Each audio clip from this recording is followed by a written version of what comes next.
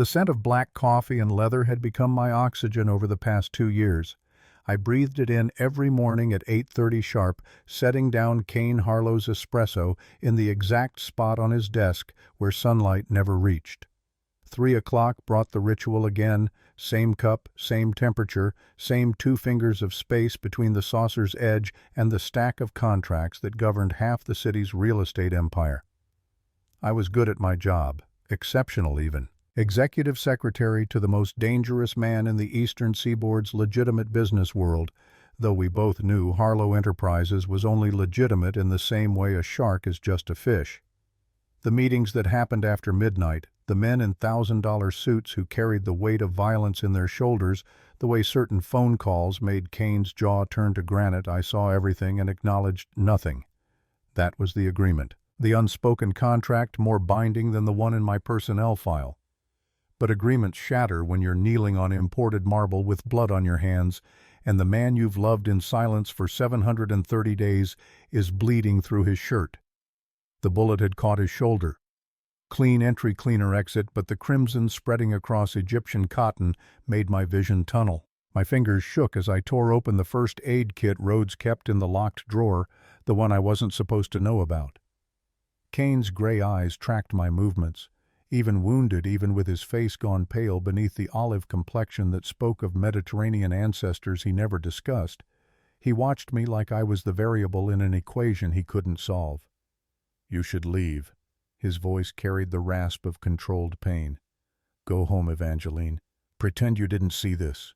Evangeline. He only used my full name when he was trying to create distance. My hands didn't stop moving. The antiseptic stung my nostrils as I soaked the gauze, pressed it against the furrow the bullet had carved through muscle. His breath hissed between clenched teeth. "I'm not going anywhere." "Eva, don't." The word came out sharper than I'd ever spoken to him. 2 years of professional courtesy, of swallowing every flutter in my chest when his fingers brushed mine, passing documents, of pretending I didn't memorize the exact shade of gray. His eyes turned when he was thinking 3 moves ahead. All of it cracked. "Don't you dare tell me to leave. Not now. Not when you could have died." The word stuck in my throat like ground glass. His free hand came up, caught my wrist. The touch sent electricity up my arm, despite the blood, despite everything. "This is my world, Eva. This—" He gestured vaguely at the bullet hole in the wall behind his desk, at the crimson on his shirt. "Is what loving me looks like. Isabel learned that. I won't let you." Isabel, his wife. Dead 3 years, murdered by Victor Crane in retaliation for a territory dispute that had nothing to do with love and everything to do with power. I'd seen her photograph once tucked in the bottom drawer of his desk when I was filing quarterly reports. Blonde hair, blue eyes, a smile that suggested she'd never known the man Kane had become after her death. Tears burned my vision. I blinked them back, focused on wrapping the bandage with steady hands that betrayed nothing of the tremor in my chest. "I can't lose you." The confession escaped before I could cage it. "I can't, Kane. I love you. I've been in love with you for 2 years, and I can't keep pretending I'm not." The silence that followed could have swallowed cities. His hand dropped from my wrist. The absence of his touch felt like amputation.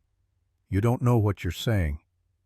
Each word emerged carefully controlled, but I heard the fury beneath, the fear. "People I love don't survive, Eva. They end up gutted and left on my doorstep as messages. They die screaming because someone wants to hurt me. Is that what you want? To be the next body I have to identify." I sat back on my heels, met those storm cloud eyes directly. "I know exactly what I'm saying.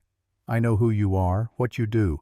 I'm not naive enough to think Harlow Enterprises is just about real estate development. I see the men who visit after hours. I hear the phone calls in languages you think I don't understand. I know Kane, and I still don't." He stood abruptly, swayed slightly, caught himself against the desk. "Don't finish that sentence. You're my secretary, Eva, a valued employee, nothing more. If you can't maintain that boundary, then perhaps you should consider finding another position." The rejection hit like a physical blow. I'd known it was possible, probable even, but hearing it spoken in that cold, dismissive tone made something inside me fracture. I rose slowly, wiped my bloody hands on my skirt, without looking away from his face.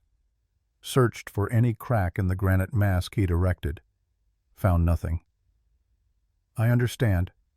My voice came out steadier than I felt. "I'll have my resignation on your desk by morning." I made it 3 steps toward the door before his voice stopped me. "Eva!" Hope flared, stupid and desperate. I turned back. "Don't let this interfere with your work. I need you focused." The hope died as quickly as it had ignited. "Of course, Mr. Harlow. Always professional." I fled to my desk, grateful Rhodes had taken the afternoon to handle whatever business required brass knuckles instead of briefcases. The outer office was empty, silent, except for the hum of my computer and the ragged sound of my breathing. My hands shook as I pulled up a blank document, typed 4 words. "Dear Mr. Harlow." I then stopped, stared at the cursor blinking accusingly. 2 years. I'd given this man 2 years of my life managing his empire with ruthless efficiency while my heart slowly calcified around the impossible want of him. His rare smiles. The way he read late at night when he thought no one was watching, fingers tracing over pages like he was memorizing poetry. How he'd draped his jacket over my shoulders once when the air conditioning broke and I'd been too stubborn to admit I was freezing. Small moments that meant nothing to him and everything to me. My phone buzzed. Text from Griffin Westbrook, the architect who'd been asking me out for the past 6 weeks. Persistent but respectful, accepting each polite refusal with good humor that suggested he had all the time in the world. Dinner. Friday. I promised to make you smile. For 6 weeks I'd said no because some foolish part of me had hoped Kane might eventually see me as more than efficient help. But Kane had just made it crystal clear that would never happen. I typed back, "Yes, dinner sounds perfect." "Sounds?" The response came immediately. "Really? You're saying yes, I'm not hallucinating." Despite everything, I almost smiled. Griffin was kind, safe, the sort of man who wouldn't get shot in his office or push away someone who loved him because he was too terrified to risk caring again. "Really? Pick me up at 7. It's a date." Finally. I set the phone down, deleted the resignation letter, and spent the next 3 hours meticulously organizing files that didn't need organizing. Anything to avoid thinking about the man behind the closed door, the blood-stained bandage in the trash, the way my heart had cracked down the middle when he'd called me nothing more than an employee. Kane's door remained shut until 6. When it finally opened, he looked composed again. Fresh shirt, no sign of injury except for the careful way he held his left shoulder. His eyes swept the outer office, landed on me. The Romano contract. I pulled it from my outbox, carried it to his desk. Kept 3 feet of distance between us. Professional. Detached. He signed without reading it. I'd never seen him sign anything without reading it. "Eva." I didn't look up from gathering the papers. "Yes, Mr. Harlow." A pause that stretched too long. "Never mind. You can go." I left at 6:15, walked to my car in the underground garage, and allowed myself exactly 5 minutes to cry. 5 minutes to mourn what I'd never actually had to grieve, the future I'd been stupid enough to imagine. Then I wiped my eyes, fixed my makeup in the rearview mirror, and drove home to my modest apartment with its view of the city skyline. Tomorrow I would be the perfect secretary again. Efficient, discreet, professional. I would bury these feelings so deep Kane would never see them again. And maybe eventually I would learn to feel something for Griffin, who actually wanted me, instead of pining for a man who clearly never would. 3 weeks passed in a haze of forced normalcy. I arrived at 8:30, brewed the 3 o'clock coffee, managed Kane's calendar with mechanical precision. We spoke only when necessary, confined our interactions to contracts and schedules, and the careful choreography of 2 people pretending a confession had never happened. Griffin asked me out 17 more times before I finally said yes. I told myself it was practical, that I needed to move forward instead of dwelling on a rejection that shouldn't have surprised me, that Griffin Westbrook was exactly the kind of man any sensible woman would want, successful architect kind eyes, the sort of smile that belonged in toothpaste commercials. The first date was pleasant. Upscale steakhouse conversation that flowed easily about his latest project, designing a boutique hotel downtown. He asked about my family, my college years, my dreams beyond answering phones and managing schedules for demanding bosses. I found myself relaxing despite the hollow ache that had taken up residence in my chest. "Your boss." Griffin cut into his ribeye with surgical precision. "Kane Harlow. That's got to be intense. The man's a legend in development circles." A legend, sure, if legends involved money laundering and territorial disputes settled with violence instead of lawyers. "He's demanding, but fair. I've learned a lot." Griffin studied me over his wine glass. "Is that all he is, a boss?" The question landed too close to wounds still raw.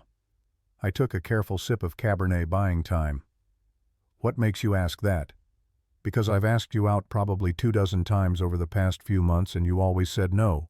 I figured there was someone else. Then suddenly," he gestured between us, "you said yes.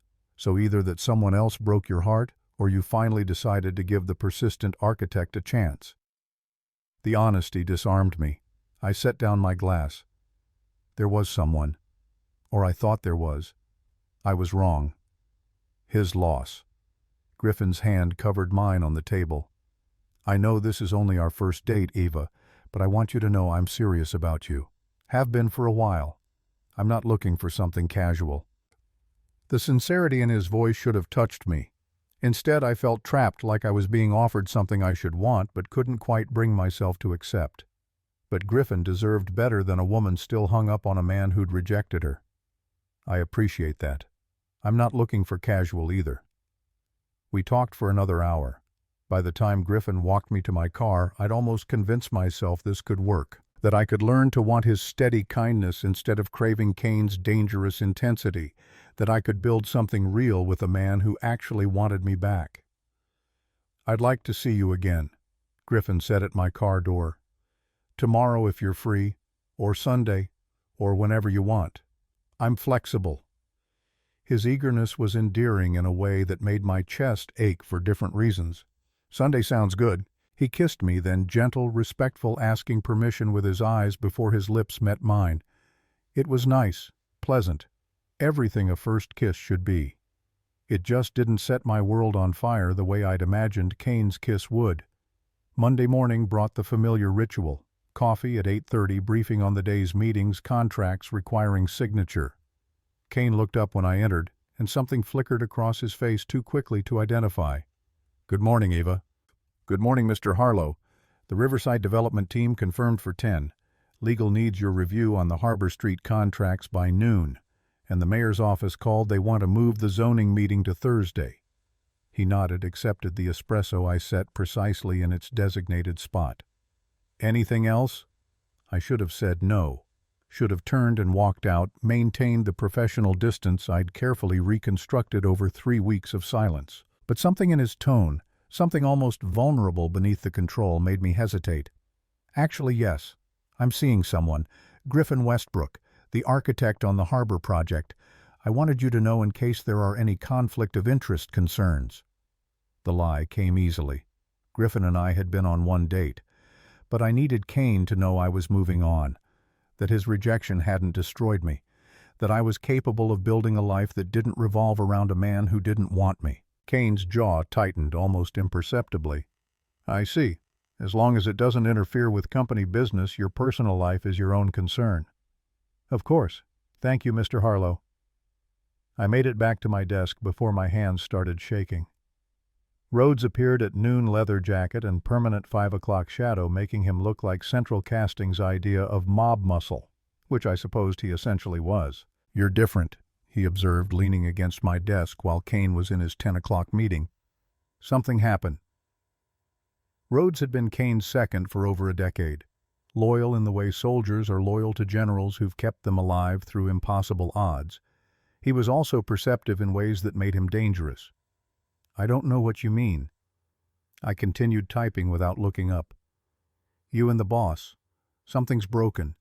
You're too polite now, too distant. You used to argue with him about his schedule, tell him when he was being unreasonable. Now you just say, 'Yes, Mr. Harlow,' and do whatever he wants." "Isn't that what a good secretary does?" Rhodes snorted. "A good secretary, sure. But you were more than that. You were the only person who called him on his bullshit. What happened?" I finally looked up, met his eyes directly. "He made it very clear what I am and am not to him. I'm simply maintaining appropriate professional boundaries. Understanding dawned across Rhodes's scarred features. Ah, hell. You told him. I don't bother lying. I've watched you two dance around each other for 2 years, figured it was only a matter of time before one of you cracked. He shook his head. Let me guess. He rejected you. Probably said something about keeping you safe from his world. The accuracy stung. It's none of your business, Rhodes. Maybe not. But for what it's worth, the boss is an idiot sometimes. Brilliant in business, absolutely stupid when it comes to... He stopped himself, glanced toward the closed conference room door. Never mind. Not my place. But the damage was done. The unfinished sentence hung in the air, confirming what I'd suspected, that maybe my feelings hadn't been as invisible as I'd thought. That maybe others had seen what Kane himself refused to acknowledge. Friday arrived with the kind of crisp autumn weather that made the city beautiful. Griffin picked me up at 7 sharp, holding yellow roses that were cheerful and appropriate, not red, nothing presumptuous. You look stunning. His appreciation seemed genuine. I'd chosen a deep burgundy dress that hugged without clinging, paired with heels that added 3 inches to my modest height. My blonde hair fell in waves past my shoulders, and I'd taken care with my makeup. Wanted to look like a woman on a date rather than Kane's efficient secretary. The restaurant was Italian, real Italian, not the chain kind. Candlelight and exposed brick, the smell of garlic and fresh bread making my stomach remind me I'd skipped lunch. Griffin was the perfect gentleman.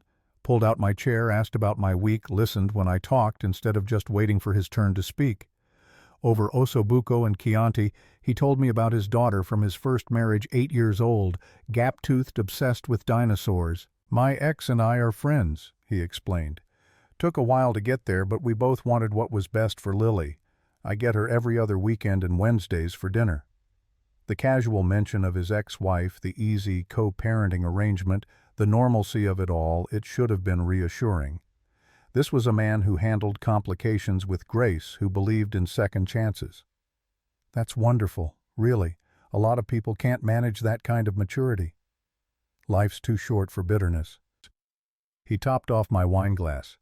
I'd rather spend my energy on things that matter, like convincing you to give me a real chance. The honesty was refreshing after 2 years of reading between Kane's carefully controlled lines. You have my attention. I raised my glass in a small toast. Then tell me what you want, Eva. Not what you think you should want. What you actually dream about when you're alone at night. The question caught me off guard. Most men didn't ask. They assumed, projected, decided what a woman should want, and then tried to provide it. I want to matter. The truth came easier than expected. I want someone to see me as essential, not just convenient. I want to be chosen deliberately, not settled for because I'm safe. Griffin's hand found mine across the table. I choose you deliberately, Eva. Have from the first time I saw you in that conference room correcting Harlow's zoning calculations without blinking. You were magnificent. I remembered that meeting. Remembered Kane's surprise when I'd pointed out the error, the way his gray eyes had heated with something that might have been respect or irritation. With Kane it was always hard to tell. We talked for another 2 hours, covered everything from Griffin's architecture philosophy to my abandoned dream of getting a master's in business. The conversation flowed naturally, punctuated by genuine laughter. By the time he walked me to my door, I'd almost forgotten the hollow ache in my chest. I'd like to see you again. Griffin's hands were gentle on my waist. Tomorrow, or Sunday, or every day this week if you'll let me.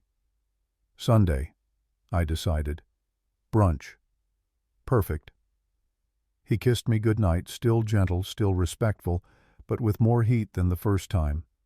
His mouth moved against mine with the confidence of a man who knew what he wanted and wasn't afraid to pursue it. When we separated, both slightly breathless, he smiled against my lips.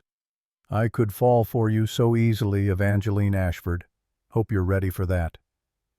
Inside my apartment, I leaned against the closed door and tried to feel something beyond pleasant. Tried to conjure the butterflies, the racing heart, the desperate need that came with real want. Found only the persistent ache of loving someone who'd made it clear he'd never love me back. My phone buzzed. Text from Griffin. "Thank you for tonight. Already counting hours until Sunday." I typed back something warm and encouraging, playing the part of a woman excited about new possibilities. The following weeks blurred together in a routine that felt increasingly surreal. Mornings belonged to cane coffee and contracts and the careful dance of professional distance. Evenings belonged to Griffin dinners and museums and the steady courtship of a man who made his intentions clear. Tuesday night, Thai food and conversation about sustainable architecture. Thursday, symphony tickets. Griffin's hand warm on the small of my back. Sunday brunch became our tradition. Mimosas and eggs Benedict, while Griffin talked about his week with Lily, showed me crayon drawings of T-Rexes with disturbingly accurate anatomical details for an 8-year-old's work. "She wants to meet you," he mentioned during our 4th Sunday together. "Says any woman who makes Dad smile this much must be special."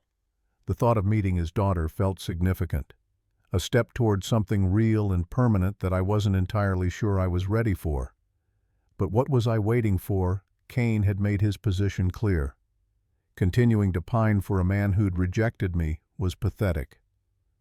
"I'd love to meet her." Griffin's smile could have lit the entire restaurant. "Yeah, you mean that. I mean it." We met Lily the following Saturday at the Natural History Museum. She was gap-toothed and brilliant, firing questions about carbon dating and plate tectonics faster than I could formulate answers. Griffin watched us together with barely concealed delight.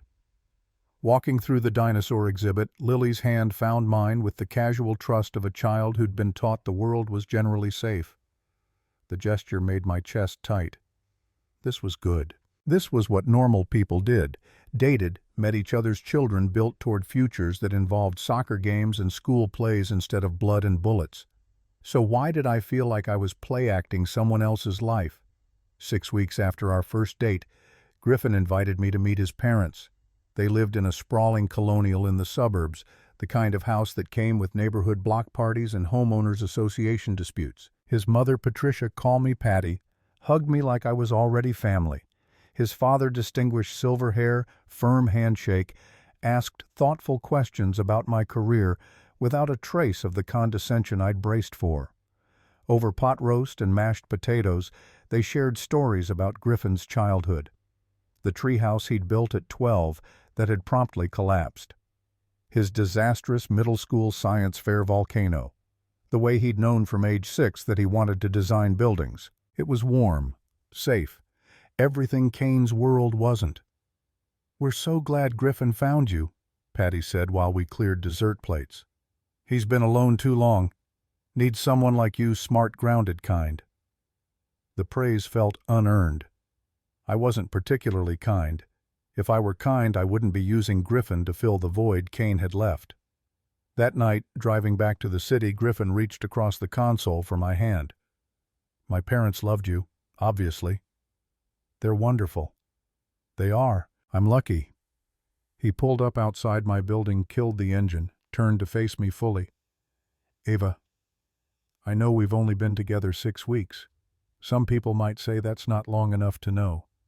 But when you're my age, you learn to recognize the real thing when you find it." My heart started hammering for all the wrong reasons. I knew what was coming. "I love you." The words were simple, direct. "I'm in love with you, and I want to build a life with you, marriage, partnership, all of it. I know it's fast, but I also know what I want. The question is whether you want it too." I should have felt joy, should have felt the rush of being chosen, wanted, loved by a good man who offered everything I'd claimed to want. Instead, I felt the trap closing. Gentle, well-meaning, but a trap nonetheless. "Griffin, You don't have to answer now." He squeezed my hand. "Just think about it. Really think about whether you can see a future with me. Because I can see it, Eva. Clear as day." I fled to my apartment, made it inside before the panic hit, sank onto my couch and tried to breathe through the crushing weight of knowing I was about to hurt a genuinely good man because I couldn't let go of a dangerous one who didn't want me. My phone buzzed. "Griffin, thank you for today, for meeting my family, for being you. Sleep well." I stared at the message until the screen went dark. 2 days later, Griffin proposed. We'd gone to the lake for sunset, his idea romantic and thoughtful. The sky painted itself in shades of amber and rose while a string quartet he'd hired played something classical I didn't recognize. He knelt on the wooden dock, pulled out a velvet box containing a 2-carat diamond that caught the dying light and threw rainbow sparks across the water. "Evangeline Ashford," his voice carried across the quiet evening, "you've made me believe in second chances, in the possibility of finding something real after I'd given up looking. I love you completely. Marry me. Build a life with me. Choose me." The proposal was perfect, picturesque, everything a woman should want. I looked at the ring, at Griffin's hopeful face, at the future he was offering that involved safety and partnership and love freely given. Thought about Kane's gray eyes, the way my heart still raced when he said my name, the hollow ache that never quite faded. Yes, the word fell from my lips like a stone into still water. Yes, I'll marry you. Griffin's whoop of joy echoed across the lake. He slid the ring onto my finger, pulled me into a kiss that tasted like champagne and promises I wasn't sure I could keep. The quartet played on. The sun finished setting, and I stood there wearing another man's ring while my heart remained locked in the office of a mob boss who'd made it clear he'd never want it. That night, alone in my apartment with Griffin's ring heavy on my finger, I cried until I had nothing left.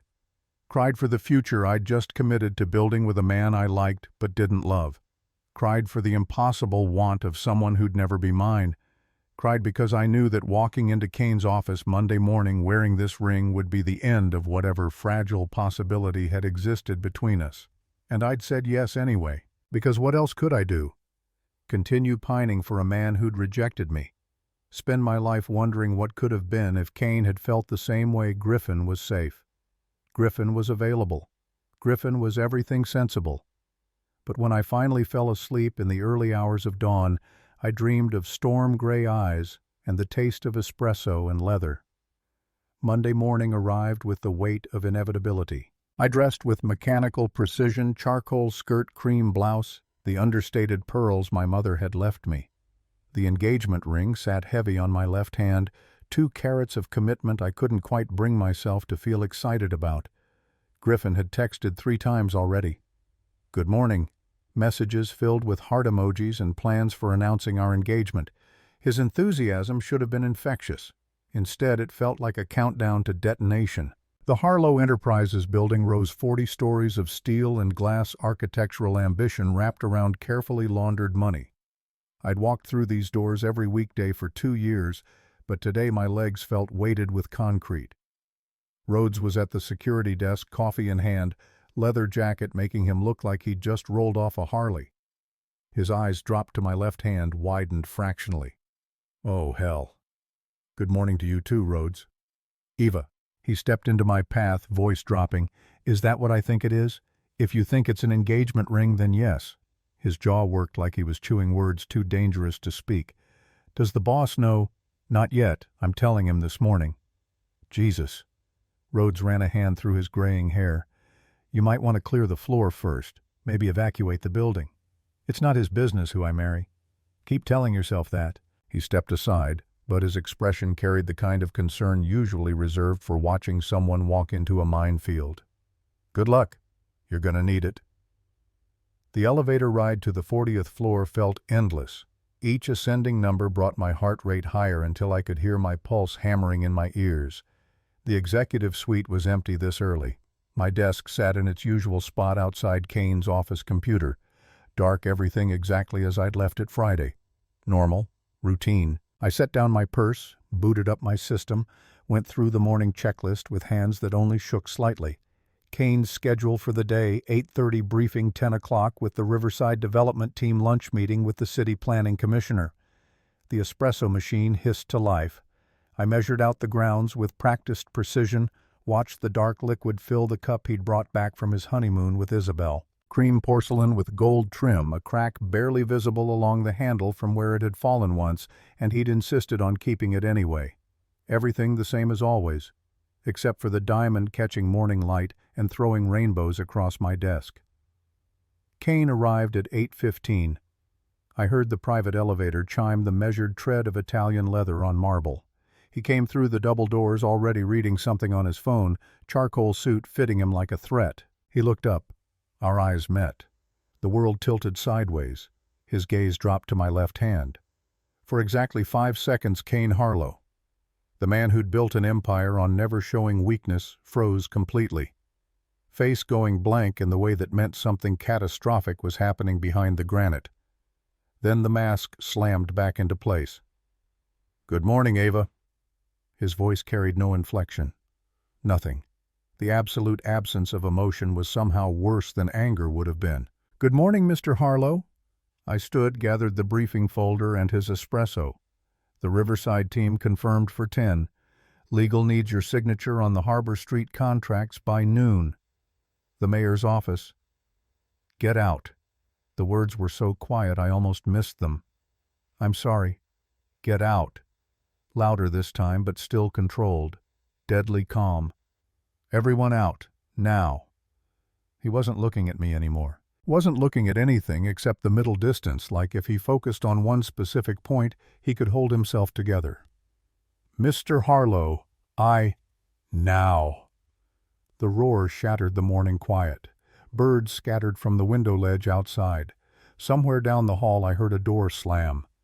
I set down the espresso, backed toward my desk on legs that barely held me. Rhodes appeared from the elevator bank, took one look at Kane's face, and started herding the early arrivals back toward the stairwell. "Everybody out. Boss needs the floor clear. Go get breakfast, take a walk, I don't care, just go." Within 90 seconds, the 40th floor was empty except for the two of us and the charged silence that felt like lightning about to strike. Kane walked into his office. The door didn't close. I should have left. Should have followed Rhodes's evacuation order and given Kane space to process whatever he needed to process. Instead, I found myself walking toward that open door like a moth drawn to the flame that would incinerate it. He stood at the windows overlooking the city, hands braced against the glass. From behind, I could see the tension radiating through his shoulders, the white-knuckle grip, the careful control fraying at every edge. "Mr. Harlow." The coffee cup. Isabel's wedding cup exploded against the far wall, porcelain shrapnel and dark liquid everywhere, gold trim glittering among the shards. Then the desk. Papers swept to the floor in a violent arc. The laptop followed, crashing into the wall hard enough to crack the screen.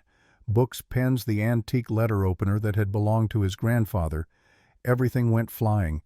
He grabbed the crystal decanter, raised it above his head. "Kane, stop." My voice cut through the destruction. He froze, decanter still raised, chest heaving, turned to face me. The devastation in his eyes stole my breath. This wasn't anger. This was anguish, raw and unfiltered, the kind of pain that came from watching something vital die. 6 weeks. His voice shook. "You're marrying him after 6 fucking weeks. You told me to move on. You made it very clear." "Clear. You think I was being clear?" The decanter hit the floor, didn't shatter, rolled across expensive carpet while Kane advanced on me with the controlled menace of a predator who'd finally lost patience with being caged. "I was trying to keep you alive, Eva. I was trying to protect you from becoming the next message Victor Crane leaves on my doorstep. I don't need your protection. I need—" "What? What do you need?" He stopped inches away, close enough that I could see the storm in his eyes, smell the cedar and smoke scent that clung to him. "Tell me, because apparently I'm too stupid to figure it out on my own." "You." The confession ripped free. "I need you, you absolute bastard. But you rejected me. You called me nothing more than an employee and sent me away. What was I supposed to do? Wait forever for you to decide I'm worth the risk?" "Yes."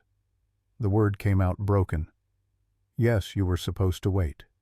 Because I've been in love with you since the day you walked into my office for your interview and corrected my grammar without flinching.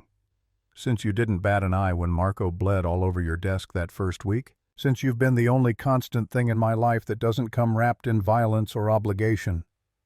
The air left my lungs in a rush. "You've loved me. For 2 years. Every single day for 2 years, I've watched you move through my life like you owned it. Counted the hours until 3 o'clock because it meant I'd see you again. Memorized the exact shade your eyes turn when you're concentrating. Made excuses to keep you late because I'm a selfish bastard who couldn't stand watching you leave. Tears burned my vision. Then why? Because Crane killed Isabel to hurt me. His hands came up, framed my face with devastating gentleness. He gutted her like an animal and left her body where I'd find it. Sent photographs of what he'd done, how long she'd screamed. I won't survive that again, Eva. I can't. If something happened to you because of me, because I was too weak to stay away. So you pushed me into another man's arms instead. Very logical. I know. His forehead touched mine, breath ragged against my lips. I know. I thought I was saving you. Thought if I kept enough distance, Crane wouldn't notice you. Wouldn't realize you're the only thing in this world that could actually destroy me. My hands fisted in his shirt, holding on like he might disappear. You're an idiot. I'm terrified. The admission came out raw. Terrified that loving you will get you killed. That Crane will find out and take you apart piece by piece just to watch me break. I'd rather live knowing you're safe with someone else than risk. I kissed him. Pulled him down by his $2,000 tie and pressed my mouth to his before he could finish that sentence. Before he could talk himself into pushing me away again. For half a second he went rigid, shocked. Then he was kissing me back like a drowning man finding air. His arms wrapped around me, crushed me against him hard enough to bruise. The kiss was desperate, consuming 2 years of denied want, igniting into something that felt dangerously close to combustion. He tasted like black coffee and poor decisions, and everything I'd been craving since the moment I'd admitted loving him. When we finally broke apart, both gasping foreheads pressed together, hearts racing in sync, his eyes searched mine with desperate intensity. Tell me you don't love him. Tell me, Eva. I don't. The truth was a relief. I tried to. God knows I tried. But I can't make myself feel for Griffin what I feel for you. Then why? His gaze dropped to the ring. Why did you say yes? Because you rejected me. Because I needed to prove I could move on. Because I'm tired of loving someone who won't let himself love me back. Kane's thumb traced my cheekbone, catching the tear that had escaped. What if I told you I can't watch you marry him, that the thought of you belonging to someone else is killing me? I'd say you don't get to have it both ways. You can't push me away to protect me and then demand I stay single on the off chance you change your mind. You're right. He kissed me again, softer this time. You're absolutely right. So let me be clear now, Eva, crystal fucking clear. I love you. I'm in love with you. The kind of love that makes me want to burn the world down if it means keeping you safe. Kane, give me 2 weeks. His hands tightened on my waist. Don't marry him yet. Give me 2 weeks to prove I can keep you safe. That I can have you in my life without Crane destroying you. If after 2 weeks you still want Westbrook, I'll write the check for your wedding. Hell, I'll walk you down the aisle myself. The proposal was insane. Keeping Griffin waiting while I secretly dated my boss, the mob boss who'd just confessed to loving me while his office looked like a tornado had hit it. I should say no. Should walk away and commit to the safe choice, the man who offered partnership without bloodshed.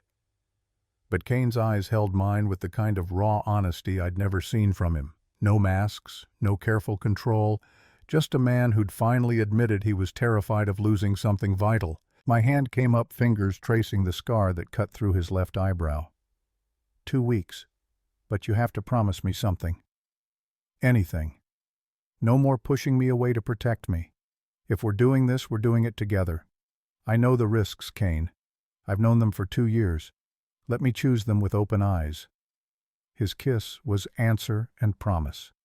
The intercom buzzed. Rhodes's voice crackled through, carefully neutral. Boss Riverside team is here. You want me to reschedule? Kane reached past me, hit the button without breaking eye contact. Cancel everything. I'm taking the day. Copy that. Should I send a cleaning crew? For the first time since I'd known him, Kane Harlow smiled. Really smiled, the kind that transformed his face from intimidating to devastating. Yeah, send the crew. He released me long enough to strip off his suit jacket, toss it over the ruined desk. Come on, we're getting out of here. Where are we going? Anywhere that isn't this office. I've wasted 2 years not courting you properly. Time to fix that. The private elevator took us down to the parking garage. Kane's car, sleek black Mercedes that probably cost more than my yearly salary, waited in its reserved spot. He opened my door himself, a gesture of old-fashioned courtesy that felt significant coming from him. "What about Griffin?" The question had to be asked. "He's going to wonder why I'm not answering his calls." Kane's jaw tightened, but his voice stayed level. "Tell him you need space. Tell him you're having second thoughts. Tell him whatever you need to. But Eva," he caught my hand, brought it to his lips, "don't tell him about us. Not yet. Not until I know Crane hasn't caught wind of how I feel about you." "You think he's watching?" "I know he's watching. Crane's been waiting 3 years for me to care about something again so he can take it away. The moment he realizes you're more than my secretary, you become a target." The reminder of Isabel's death, the photographs, the screaming, sent ice down my spine. Then maybe we shouldn't do this. Maybe keeping distance really is... No. The word came out fierce. "I tried that. Spent 6 weeks in hell watching you build a life with someone else. I'm done pretending I can survive losing you to safety. We just have to be smart about it." He drove us out of the city, headed north into the countryside where steel and glass gave way to autumn foliage. An hour later, we pulled up to a building that looked like it had been transplanted from a different era. Exposed brick Art Deco details, intimate in a way that suggested secrets and jazz. "What is this place?" "Private club, members only. Crane doesn't have eyes here." Inside, the lighting was low and warm. A small stage held a piano where an older man played something bluesy and melancholic. Maybe a dozen tables half occupied by people who looked like they valued discretion. Kane's hand found the small of my back, guided me to a corner booth where shadows kept us mostly hidden. "You come here often." "I own it." He settled across from me, reached for my left hand. "Isabel and I used to come every Friday. After she died, I couldn't stand it. Haven't been back in 3 years." The weight of that admission settled between us. "Kane, if this is too..." "It's perfect." His thumb traced circles on my palm. "Isabel would have liked you. She always said I needed someone who wouldn't put up with my bullshit." A server appeared, older woman, kind eyes, no questions about the engagement ring I was still wearing or the mob boss holding my hand. "Kane Harlow. Been a long time." "Too long, Marie." "This is Eva." Marie's smile warmed. "Pleased to meet you, honey. What can I get you two?" We ordered wine and appetizers neither of us really wanted. When Marie disappeared, Kane's full attention focused on me with the intensity that always made my pulse race. "Tell me something I don't know about you." "You know everything. You're my boss. You've read my personnel file probably 100 times." "I know Eva Ashford, efficient secretary. I don't know Evangeline, the woman who hides behind professional competence because it's safer than being seen." The observation was too accurate. I took a sip of wine, buying time. "What do you want to know?" "Everything. What you dream about when you're alone. What makes you laugh. What scares you besides the obvious." "I wanted to be a ballerina when I was 6. The confession came easier than expected. Convinced my mother to sign me up for lessons. Lasted 3 weeks before I realized I had zero natural grace and rhythm was not my friend. Kane's smile could have lit the entire room. "I would pay substantial money to see you attempt a pirouette." "That's never happening." But I was smiling too. "Your turn. Tell me something real." His expression sobered. "I read poetry when I can't sleep. Have since I was 14 and my father caught me with a volume of Frost. Beat me bloody for it, said poetry was for weaklings. I kept reading anyway." The casual mention of violence made my chest ache. "What's your favorite?" "Frost still. The Road Not Taken." Seemed appropriate for someone who chose this life knowing it would destroy most of what I touched. "You haven't destroyed me. Give it time." But his hand tightened on mine. 2 weeks, Eva. Let me court you the way you deserve. Real dates, real conversations. Let me prove I can be more than the monster who signs your paychecks. You were never a monster to me." The pianist shifted into something slower, more intimate. Kane stood, offered his hand. Dance with me." The small dance floor held only two other couples. Kane pulled me close, one hand on my waist, the other cradling mine against his chest. We moved together like we'd done this 1,000 times, his body leading mine through slow circles, while the music wrapped around us. This close, I could feel his heartbeat. Steady, despite everything. "I used to watch you leave every night." His voice was low against my ear. "Stand at my window and track your car until I couldn't see it anymore. Rhodes gave me hell about it. Said I was acting like a lovesick teenager." "How long?" "Since month 3. You stayed late to finish the quarterly reports, fell asleep at your desk. I carried you to the couch in my office, watched you sleep for 2 hours before you woke up. You looked so peaceful. No walls, no careful control. Just you, vulnerable and trusting. I knew I was in trouble." Tears threatened again. I blinked them back, focused on the warmth of him. The cedar smoke scent, the way his hand splayed possessively across my lower back. "Why didn't you say something?" "Because I'd just buried Isabel. Because Crane was still hunting for weaknesses. Because I'm a coward who convinced himself distance was nobility." The song ended. We didn't separate. His hand came up, tilted my chin until I had no choice but to meet his eyes. "I'm done being noble, Eva. Done pretending I can function without you. These 2 weeks I'm going to show you everything I should have shown you 2 years ago. And at the end, if you still choose Westbrook, I'll let you go. But I'm going to make damn sure you know exactly what you're giving up." Then he kissed me again right there on the dance floor with curious eyes watching, and my engagement ring to another man still glittering on my finger. And I kissed him back like tomorrow wasn't promised. We stayed until the club closed at midnight. Talked about everything: my mother's death when I was 23, his complicated relationship with a father who'd wanted him harder and meaner, the dreams we'd abandoned, and the ones we still harbored in secret. Somewhere around 11, my phone buzzed for the 15th time. Griffin's name lit the screen. Kane's jaw tightened. "You should answer." "I don't want to lie to him." "Then don't. Tell him you need space. Tell him you're having doubts. Give yourself room to figure out what you really want." I typed out a message, deleted it, tried again. Finally settled on, "Need some time to think. Please don't call for a few days. I'm sorry." Griffin's response came immediately. "Is everything okay? Did I do something wrong?" "No. You're perfect. I just need to be sure. Please understand." The 3 dots appeared, disappeared, appeared again. Finally, "Take all the time you need. I love you." The guilt was acid in my stomach. Kane paid the bill. Drove us back to the city in comfortable silence. When he pulled up outside my building, he killed the engine but didn't make a move to leave. "Tomorrow. I'll pick you up at 7. "Where are we going?" "My place. I'm going to cook for you. Teach you the pot roast recipe Isabel perfected. It feels important that you have it." The gesture, sharing something so intimate from his marriage, made my throat tight. Kane. "She'd want me to live, Eva, to love again. I know that, but I need to honor what we had while making room for what we could have." "Does that make sense?" "Yes." I leaned across the console, kissed him softly.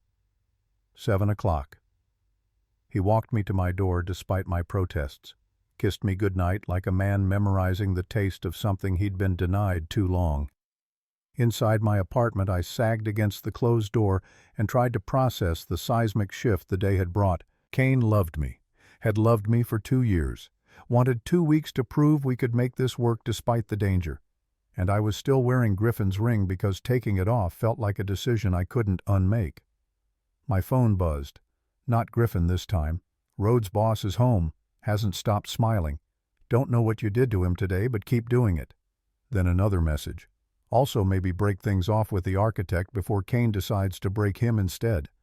Just a suggestion." I fell asleep, still wearing the ring, dreaming of gray eyes and the taste of coffee and promises that felt both inevitable and impossible. The next 6 days blurred into the most intense courtship I could have imagined. Kane approached it with the same focused determination he brought to hostile takeovers, overwhelming me with attention that felt both thrilling and terrifying. Tuesday night he took me to his penthouse, all floor-to-ceiling windows and minimalist design that somehow felt warm. We cooked Isabel's pot roast together, Kane's hands guiding mine through the steps she'd perfected. Halfway through he broke down. Just stopped mid-instruction, gripped the counter and wept. I held him while he shook, this powerful man finally letting himself grieve not just Isabel's death but the years he'd spent frozen in that moment. She made this for my birthday every year. The words came out broken. Even when she was terrified of what I'd become, she made this damn pot roast because she knew I loved it. Tell me about her. Really tell me. So he did. Talked about meeting Isabel in college, how she'd seen something in him worth saving, how she'd known about the family business but married him anyway, believing love could reform him, how Crane had targeted her specifically because she represented Kane's last connection to anything good. I failed her, his hands fisted, failed to keep her safe, failed to be the man she believed I could become. You didn't fail. Crane made a choice. That's on him, not you. We ate pot roast at midnight sitting on his kitchen floor because neither of us wanted to move to the formal dining room. Talked until 3 in the morning, then he walked me to his guest room and kissed me goodnight like a gentleman despite the heat in his eyes. Wednesday, he took me to Isabel's grave. Not the public cemetery where her official memorial stood, but a private garden he'd bought after her death. Quiet, intimate, surrounded by the white roses she'd loved. He introduced me to the headstone like I was meeting someone vital.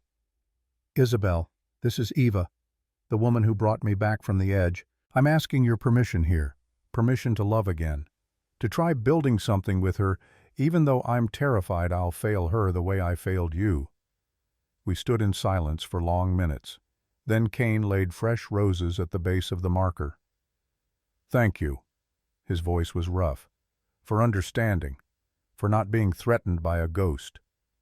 She made you who you are. I can't resent that. Thursday we didn't leave his penthouse. Spent the day on his couch, my head in his lap, while he read poetry aloud. Frost and Whitman and passages from plays I'd never heard, of his voice turning words into something sacred.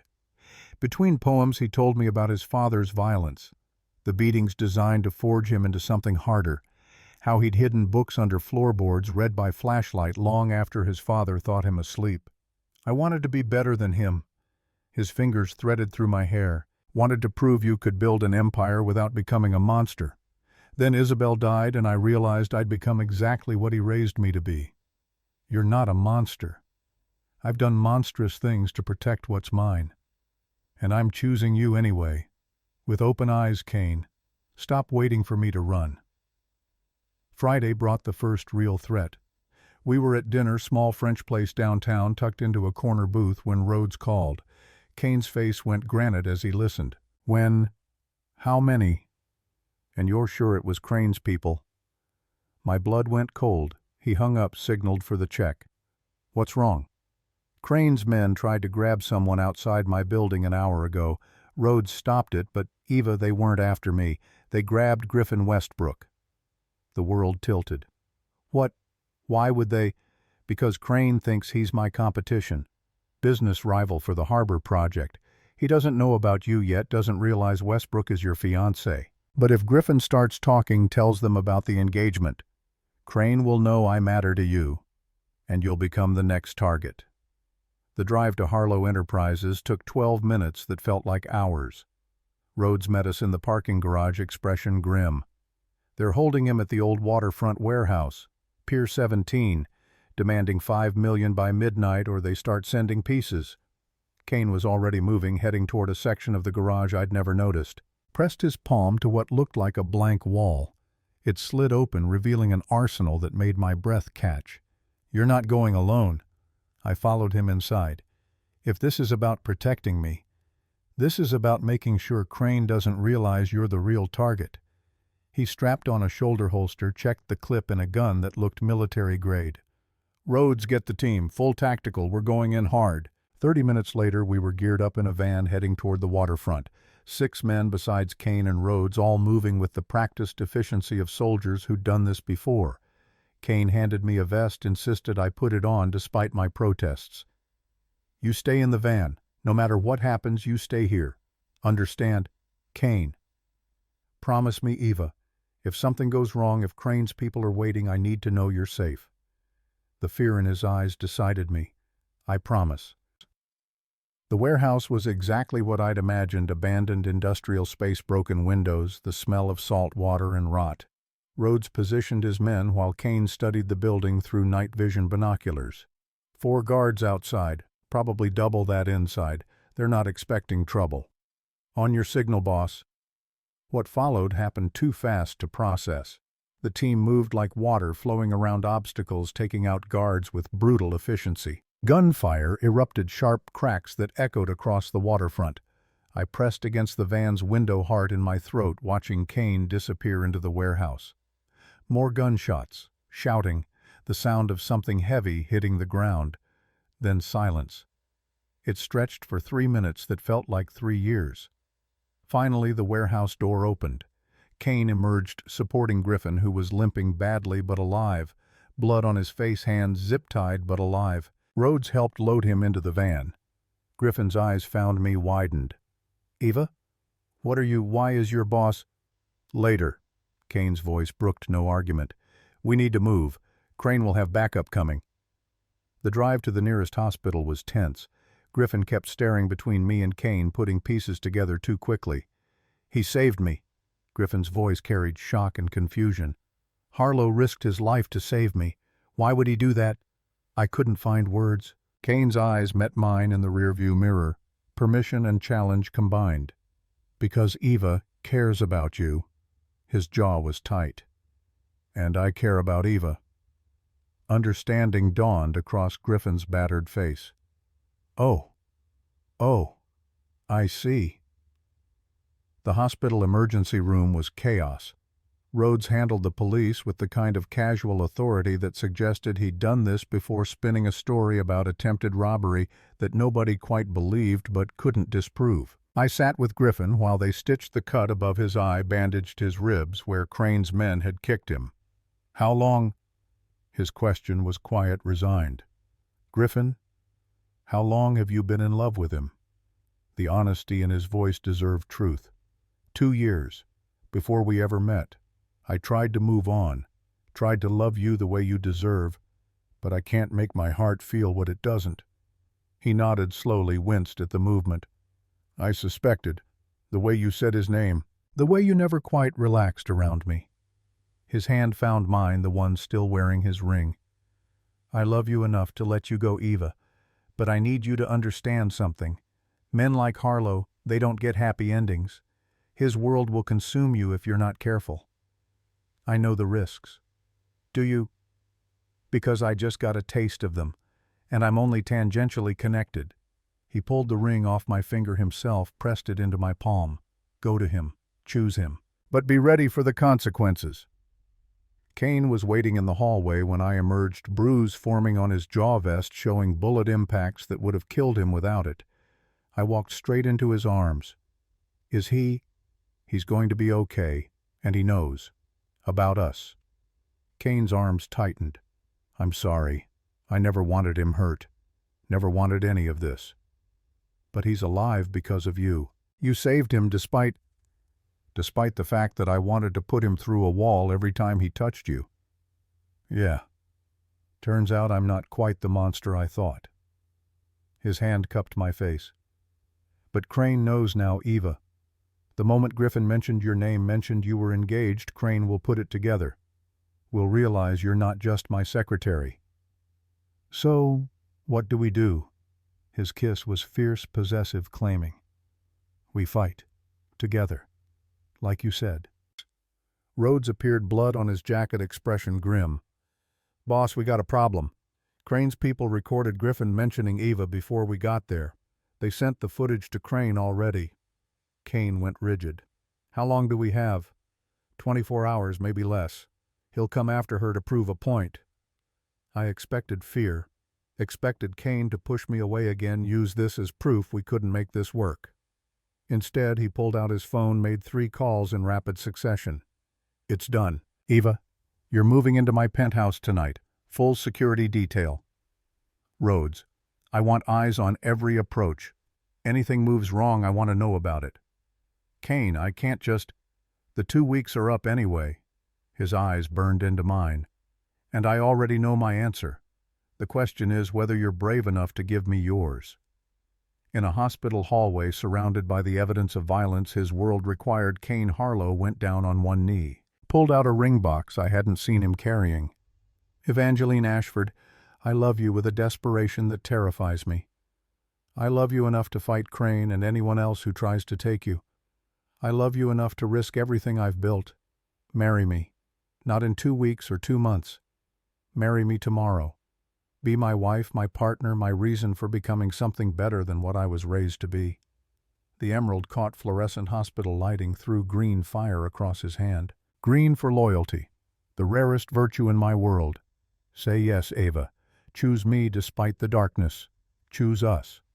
Griffin's ring sat heavy in my palm, the symbol of safety, normalcy, everything sensible.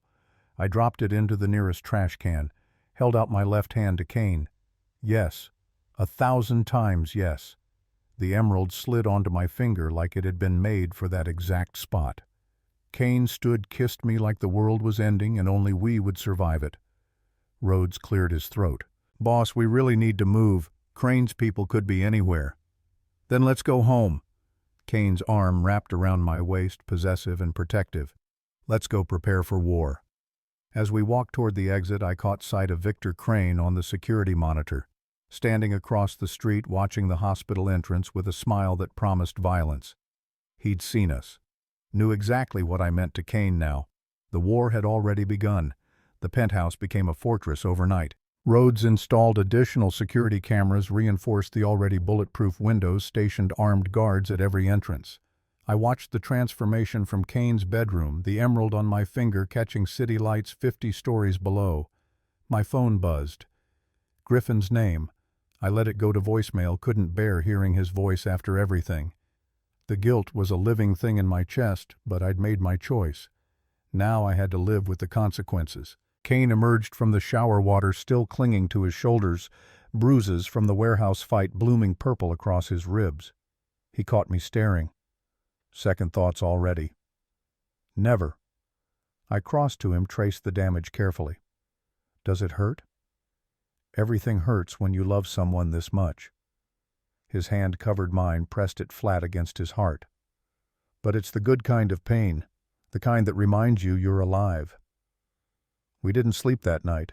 Stayed awake, talking strategy planning for the war we both knew was coming. Kane pulled out files on Victor Crane, decades of violence territory, disputes, the bodies left in his wake. Isabel's autopsy photos were in there too. I wished I hadn't seen them, but Kane insisted. "You need to know what we're facing, what Crane does to people who matter to his enemies." The images would haunt me, but they also crystallized my resolve. Isabel wasn't going to die quietly as a message. If Crane wanted war, we'd give him one. Morning brought Rhodes with coffee and news, neither good. "Crane's people have been asking questions. About Eva, about the hospital, about how cozy you two looked, words spreading fast." Kane's jaw set. "Timeline. 24 hours before he makes a move. Maybe less if he's feeling impatient. Then we move first." Kane stood, already shifting into the focused intensity that made him dangerous. "Ava, I need you to trust me on something." The tone made my stomach clench. "What kind of something?" "There's a file on Crane's operation, evidence of everything, trafficking, murder, the works. Enough to put him away for life if it reaches the right people. Then use it. Turn him over to the police." "Can't. The file came from Nathaniel Crane, Victor's son. He's been feeding me information for 6 months, trying to build a case strong enough to escape his father's shadow." Rhodes whistled low. "You've been running a source inside Crane's family and didn't tell me. Need-to-know basis. Nathaniel wants out, wants to testify against Victor. But he's terrified. With good reason, Victor killed his mother for less." I processed the implications. "You want to use Nathaniel as bait." "I want to offer him protection in exchange for testimony. Get him to the FBI, let them handle Victor legally. No more bloodshed, no more bodies. Clean resolution. Crane will never let his son betray him. He'll kill Nathaniel first. Not if we move fast enough. Not if we get Nathaniel somewhere safe before Victor realizes what's happening." The plan was risky, bordering on suicidal, But it was also the first option that didn't involve more violence, more death. "What do you need me to do?" Kane's expression softened. "I need you to stay here where it's safe. Let me handle this." "Absolutely not." I met his eyes with steel I didn't entirely feel. "You promised no more pushing me away. We're partners, Kane. That means I'm in this fight too." "Eva, no. You don't get to propose to me one night and try to lock me in a tower the next. Either we're equals or we're not. Choose." The standoff lasted 10 seconds before Kane's mouth quirked. "Isabel never fought me this hard." "I'm not Isabel. And if you wanted someone who'd let you make all the decisions, you chose wrong. I chose exactly right." He pulled me close, kissed me hard. "Fine, but you follow orders when things go bad. Deal." "Deal."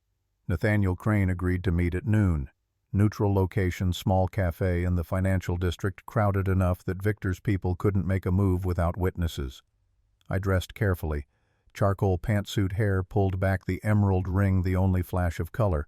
Looked like Kane's executive assistant, which was exactly the cover we needed. Rhodes drove us in an unmarked sedan, 3 more cars running interference in case Crane had people watching.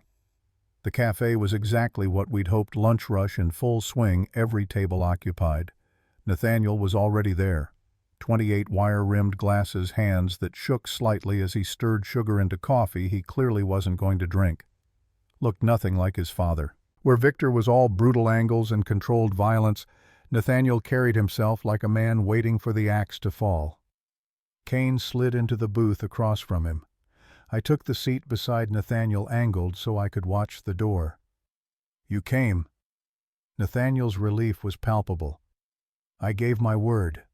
This is Eva, my fiancée. She's part of this now." Nathaniel's eyes widened. "Jesus, Harlow. Are you trying to get her killed if my father finds out?" "He already knows. Which is why we're moving now today. I've got FBI agents standing by to take you into protective custody. You testify against Victor. They put him away. You get your life back." "There's no getting my life back." Nathaniel's laugh was bitter. "You don't walk away from being Victor Crane's son. Not alive, anyway. You do if you're smart about it. New identity, witness protection, fresh start somewhere Victor can't reach. He can reach anywhere, you know that. He found your wife in a safe house with armed guards. What makes you think I'll fare any better?" The reminder of Isabel hit Kane visibly, but he pushed through. "Because this time we're not hiding. We're putting him in prison where he can't hurt anyone. Federal supermax isolation 23 hours a day. Even Victor can't operate from there." Nathaniel stared into his untouched coffee like it held answers. "He killed my mother. Did you know that? Told everyone it was a car accident, but I saw the brake lines, saw how they'd been cut. She wanted to leave him, take me somewhere safe. He murdered her for it." My hand found his under the table, squeezed. "Then help us put him away. For your mother. For everyone else he's destroyed." The silence stretched. Through the cafe window I caught movement, black SUV pulling up across the street. Wrong model for this neighborhood. Windows too dark. "Kane." He followed my gaze, went rigid. "Rhodes, we've got company." Rhodes was already moving, hand inside his jacket where I knew he carried at least 2 guns. The SUV doors opened. 4 men in suits too heavy for the weather emerged, eyes scanning the cafe. Nathaniel went white. "He knows. Oh God, he knows I'm here. Back exit. Now." Kane grabbed Nathaniel's arm, pulled him from the booth. "Ava, stay behind me." We moved fast through the cafe, drawing stares from lunchgoers who sensed something wrong. The kitchen door burst open as we reached it. 2 more of Crane's men, weapons drawn but held low to avoid panic. Rhodes didn't hesitate. 2 shots suppressed and efficient. Both men dropped. Screaming erupted. Customers dove under tables. The careful neutrality of the meeting location shattered into chaos. Kane shoved Nathaniel toward the service entrance, turned to cover our retreat. More gunfire, louder this time, unsuppressed. Glass shattered. Someone was crying. We burst into the alley behind the cafe. Rhodes's backup car was already there, engine running. He threw open the back door. "Get in." Nathaniel dove inside. I was halfway in when the shot came. Felt the impact before I heard the crack. Kane's body slammed into mine, driving me into the car as he took the bullet meant for my head. The Kevlar vest caught it, but the force still drove him to his knees. "Kane, I'm fine. Go." Rhodes hauled him into the front seat, tires already screaming as we peeled out. Behind us, Crane's men gave chase. More gunfire. The rear window exploded into safety glass fragments. Nathaniel was hyperventilating, hands over his head. "He'll kill us all. He'll kill everyone I've ever spoken to. You don't understand what he's capable of." "We understand perfectly." I kept my voice level despite the adrenaline singing through my veins. "Which is why we're not running. We're going to the FBI field office, right now. You're going to give them everything, and they're going to lock your father away." "They won't. He owns half the cops in this city. Federal agents, different jurisdiction. We've already cleared it with people Crane doesn't control." Rhodes took a corner hard enough to throw us against the doors. Behind us, one of the chase vehicles clipped a parked car, spun out. The other kept coming. 2 minutes to the federal building." Rhodes's voice was steady despite the violence. "Hold on." Kane twisted in his seat, caught my hand. "You hurt?" "No, you." Vest caught it. "But Eva." His grip tightened. "I need you to know if this goes wrong." "It won't. But if it does, if Crane gets through somehow, I need you to run. Promise me you'll run and not look back. I'd rather burn beside you than live safely without you." The words came without thought, but I meant them completely. "We're in this together, remember? No matter what happens." His kiss was desperate, tasting like fear and determination combined. The FBI field office rose ahead, concrete and steel American flags flying. Rhodes didn't slow, just aimed for the security checkpoint and let momentum do the work. Guards scattered. Barriers went up too late. We skidded to a stop in the secure courtyard, surrounded immediately by federal agents with weapons drawn. Rhodes held up his hands. "Easy. We've got a witness. Nathaniel Crane. He's got testimony on Victor Crane's operation." The agents didn't lower their guns, but their leader, a woman in her 50s, steel gray hair and eyes that missed nothing, stepped forward. "Kane Harlow, we've been expecting you." Her gaze moved to Nathaniel. "And you must be Victor's son. Took you long enough to find your spine." "Agent Morrison," Nathaniel's voice cracked with hope. "You got the files I sent. Everyone. Enough to put your father away for 3 lifetimes. But we need your testimony to make it stick. You willing to do that? If you can keep me alive long enough to testify." "That's what we do." Morrison gestured to her team. "Get him inside. Full protective detail. And someone patch up Harlow before he bleeds all over my courtyard." The bullet hadn't penetrated Kane's vest, but the impact had cracked ribs. He winced as a paramedic wrapped them, refused anything stronger than ibuprofen. "Need to stay sharp. Crane will come after us. After Eva specifically." Morrison settled into the chair across from us, expression calculating. "He already is. We've got reports of his people mobilizing across the city. He knows his son's here, knows what that means. We can offer you protection, too." "No." Kane's tone left no room for argument. "Eva goes somewhere safe, somewhere Crane can't reach, but I'm staying, finishing this. Kane, we agreed.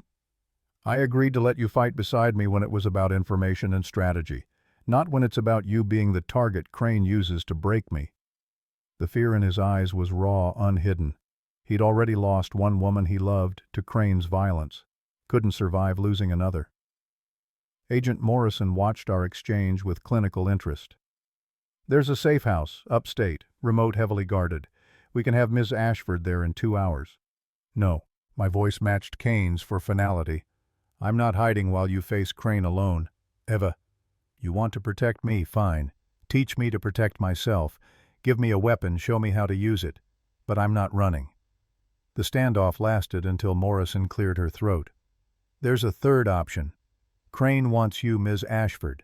Wants to use you against Harlow the way he used Isabel, so let's give him what he wants."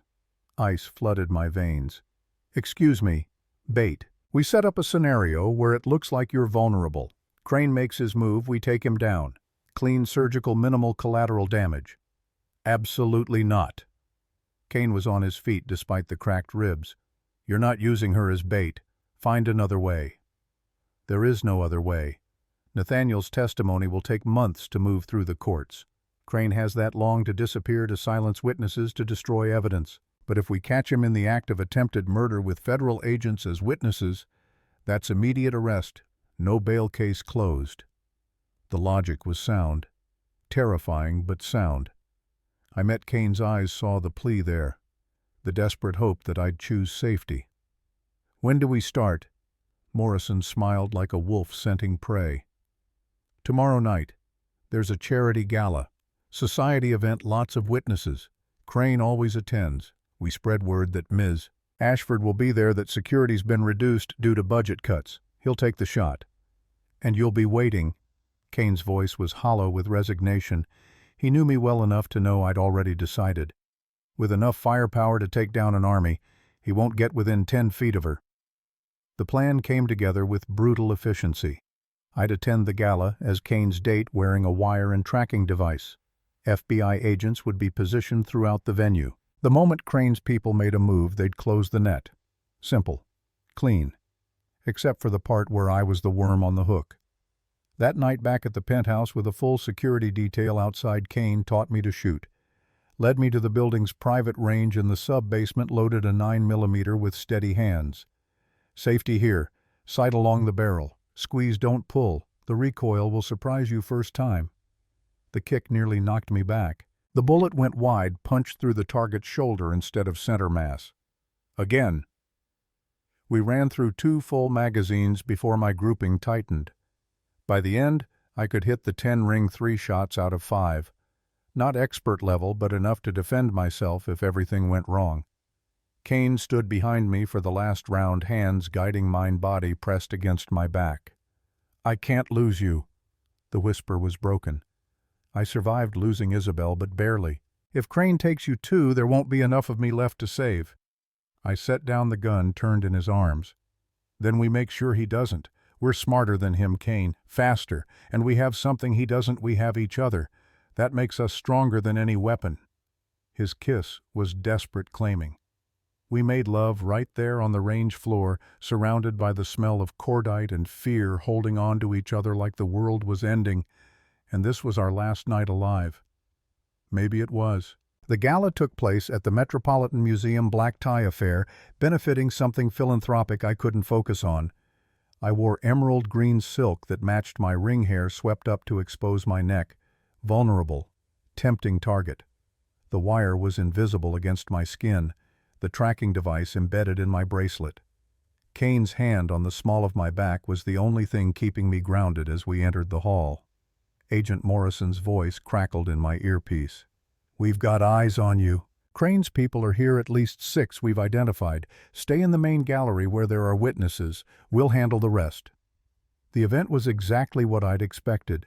Wealthy people in expensive clothes drinking champagne and pretending to care about art. I recognized several faces from Harlow Enterprises events, saw the speculation in their eyes about Kane bringing a date. Rhodes appeared at our elbow tuxedo, making him look almost civilized. Crane's here. East Wing, surrounded by his usual crew. Hasn't taken his eyes off you since you walked in. I didn't look. Kept my focus on the painting in front of me, some impressionist landscape that probably cost more than my childhood home. How long until he makes a move? Could be minutes, could be hours. He's patient when he wants to be. The waiting was its own torture. Every face that turned our way could be a threat. Every shift in the crowd could signal attack. Kane's arm around my waist tightened. We can still call this off. Say the word and we leave right now. No, we end this tonight. An hour passed. Then another. My feet ached in the designer heels Morrison had insisted on. The champagne I couldn't drink grew warm in my hand. Then Morrison's voice sharp in my ear. Movement. 3 of Crane's people heading toward the south exit. Eva, when I give the signal, I need you to separate from Harlow. Head toward the restrooms. Make it look natural. My heart hammered. Understood. Kane felt the tension in my body. What's happening? Morrison wants me to move. Draw them out. Like hell. We're leaving. Now. Kane. I touched his face, made him look at me. Trust me. Trust the plan. I'll be fine. Ava. Trust me. Morrison's voice. Now. Go now. I pulled away from Kane, headed toward the corridor leading to the restrooms. Felt his eyes burning into my back. Heard Rhodes murmur something sharp, probably restraining Kane from following. The corridor was quieter. Marble floors, dim lighting, classical music fading as I moved deeper into the museum's back areas. Footsteps behind me. Too heavy. Too close. Morrison, keep walking. We've got you covered. The restroom door appeared ahead. I reached for it and someone grabbed my arm, yanked me sideways into a maintenance corridor, gun barrel cold against my spine. Scream and you die. The voice was unfamiliar, but the threat was universal. He dragged me deeper into the service areas, away from the gala, away from witnesses. I triggered the panic button on my bracelet. Where the hell were the FBI agents? Morrison. Nothing but static in my ear. The wire was dead. They'd jammed the signal somehow. My captor shoved me through a door into what looked like a loading bay. Empty, except for Victor Crane himself, stood in the center of the concrete space, flanked by 4 armed men. Late 50s silver hair, cold eyes that assessed me like I was livestock. Ms. Ashford, finally. His smile was a death sentence. I've been very curious to meet the woman who made Kane Harlow stupid enough to care again. I forced steel into my voice. If you hurt me, Kane will destroy you. He'll try, just like he tried to protect Isabel. But love makes men weak, Ms. Ashford. Makes them predictable, and prediction leads to death. The gun appeared in his hand with practiced ease. He didn't point it at me. Didn't need to. The threat was implicit. Where is Nathaniel, my son, who thought he could betray me? Federal custody, singing like a bird about every crime you've committed since you learned to walk. Crane's expression didn't change, but something dangerous flickered in his eyes. Then I suppose I have nothing left to lose. Killing you won't bring my son back, but it will destroy Kane, and that's payment enough.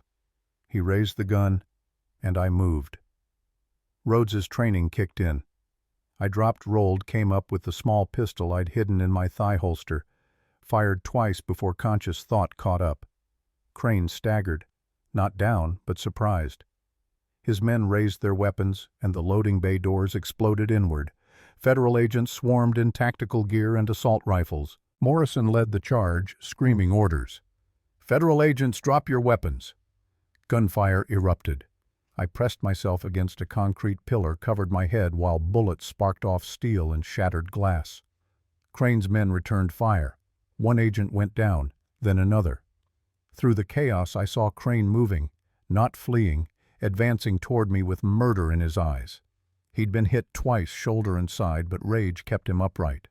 The gun in his hand tracked toward my head. You think you won, think love conquers all. Blood bubbled between his teeth. I'll kill you and send Kane your head, just like I did Isabel. Time slowed. I saw his finger tightening on the trigger, knew Morrison's people wouldn't reach me in time. Then Kane was there. Appeared from nowhere, body slamming into Crane with enough force to crack ribs. They went down together, Crane's shot going wide. The gun skittered across concrete. Kane didn't reach for it. Just kept hitting Crane over and over, years of rage and grief and fear channeled into violence that should have terrified me. It didn't. Kane, stop. He's done. He didn't hear me, couldn't hear anything past the roar of vengeance. I grabbed his arm, pulled with all my strength. Kane, look at me. Look at me. He froze, fist raised for another blow, eyes wild, knuckles bloody. He's done. I cupped his face, forced him to focus. You won. He's done. Don't become him. Please. The wildness faded slowly. Kane's shoulders sagged. He looked down at Crane, unconscious, bleeding, broken, and shuddered. I almost lost you again. But you didn't. I'm here. I'm safe. Morrison appeared, weapon trained on Crane, while her team secured the scene. Victor Crane, you're under arrest for attempted murder conspiracy and about 40 other charges we'll detail later. You have the right to remain silent. The rest faded into procedural white noise. Medics rushed in, attended to wounded agents and Crane himself. Someone wrapped a blanket around my shoulders, though I wasn't cold. Kane pulled me close, buried his face in my hair. Never again. I'm never letting you out of my sight again. That might make certain things difficult. His laugh was broken, but genuine. I don't care. You want a shower, I'm there. Want to go to the grocery store, I'm in the cart. You are never more than arm's length away for the rest of our lives. I can live with that. Morrison approached, holstering her weapon. That was either the bravest or stupidest thing I've seen in 30 years of law enforcement. You shot Victor Crane. He was going to shoot me first. Seemed only fair. Fair. She shook her head. Well, it worked. Combined with Nathaniel's testimony, Crane's going away forever. Federal supermax, no parole, no chance of early release. He'll die in a cell. The weight of it settled over me. Victor Crane, the monster who'd haunted Kane for 3 years, who'd murdered Isabel, who'd tried to kill me, was finally done. What happens now? Now you give formal statements. Help us build the case. Then, Morrison's expression softened fractionally. Then you get to live the life Crane tried to take from you. 3 months later, I stood in a private chapel surrounded by 70 people who'd fought to make this day possible. Rhodes as best man, looking uncomfortable in a tailored tuxedo. Griffin Westbrook in the third row, who'd sent white roses with a note reading simply, "Be happy. You both deserve it." Agent Morrison attended too, armed even in a church because old habits died hard. The dress was emerald silk, custom-made, fitted perfectly to match the ring that had lived on my finger for 90 days. Not white, never white. Because I'd walked into Kane's world with open eyes, chosen the darkness alongside the light. The chapel doors opened. Kane stood at the altar in charcoal gray expression caught between disbelief and desperate hope, like he still couldn't quite believe I'd chosen him. I walked down the aisle alone. My mother was gone. My father had never been present. This choice was mine and mine alone.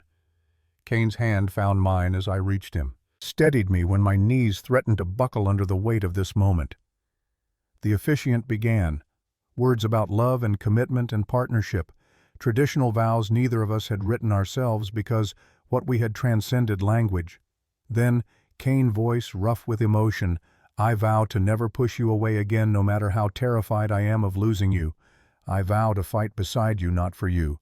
I vow to love you without fear even when fear is all I feel. I vow to be the man you make me want to become." My turn. The words came from somewhere deep and honest.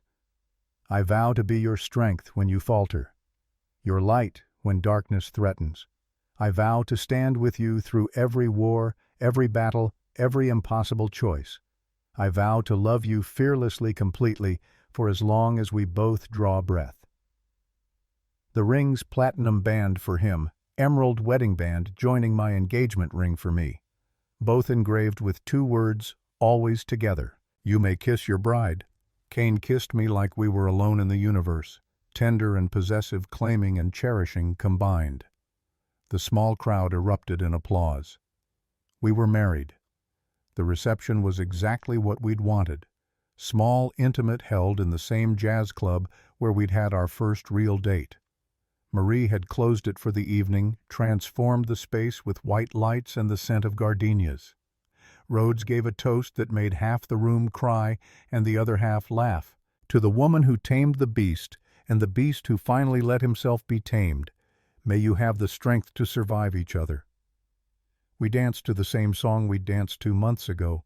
Kane held me close, swayed gently, whispered promises against my hair. I'm going to love you until it kills me.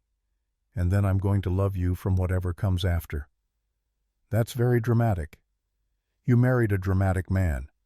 I married the right man. Griffin approached during the second dance, awkward but determined. Congratulations, both of you.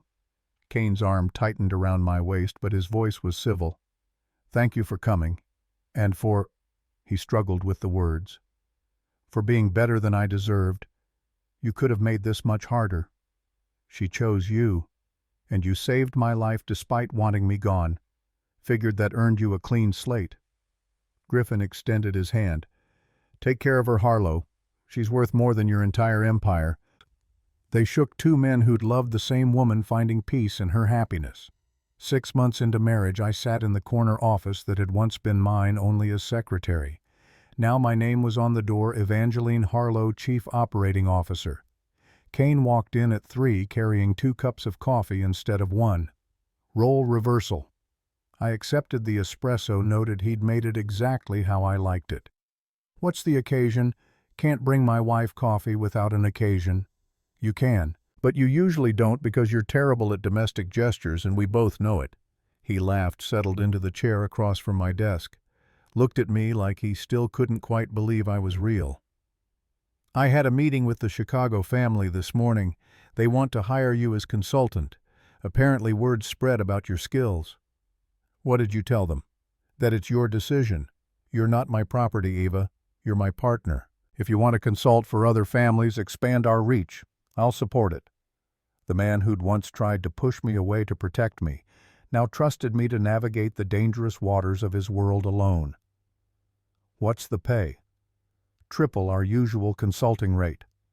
Then let's do it. Together. Equal partners. He came around the desk, pulled me to my feet, kissed me until the spreadsheets on my computer blurred into irrelevance. I love you, Mrs. Harlow. I love you too. Even when you interrupt my workflow. His laugh was pure joy. Your workflow can wait. Come on, let's go home. Home was the penthouse 50 stories of glass and steel that had transformed from fortress into sanctuary. We'd kept Isabel's pot roast recipe framed in the kitchen, added photographs from our wedding beside it, built new memories around the old. That night we stood at the windows overlooking the city we'd fought to survive in. Kane's arms around me, my head against his chest, listening to his heartbeat. Do you ever regret it? His voice was quiet. Choosing this life, my world. Never. Not for a single second. Even knowing what it costs, the violence, the constant vigilance, the enemies we'll make. I turned in his arms, made him look at me. I'd rather rule beside you in shadows than be safe and alone in someone else's light. You're my choice, Kane. Every day, every moment. You. His kiss was everything, gratitude and love, and the desperate relief of being truly seen. Somewhere in the city below, Victor Crane rotted in a supermax cell. Nathaniel had relocated under witness protection, sent us a card on our wedding day, wishing us happiness he'd never known. Griffin was dating someone new, a kindergarten teacher who made him laugh. And we stood together in the penthouse that had seen Isabel's grief and witnessed our triumph, building a life from the ashes of what came before. 2 people who'd found each other across bloodshed and fear and impossible odds. 2 people who'd chosen love, despite every reason not to. 2 people who'd learned that sometimes the most dangerous thing you can do is open your heart, and the most rewarding is finding someone brave enough to guard it. Outside the city glittered with 1,000 stories. But ours, the secretary who loved her boss, the mob boss who finally let himself love back, was the one I'd choose every time. Always together, no matter what came next.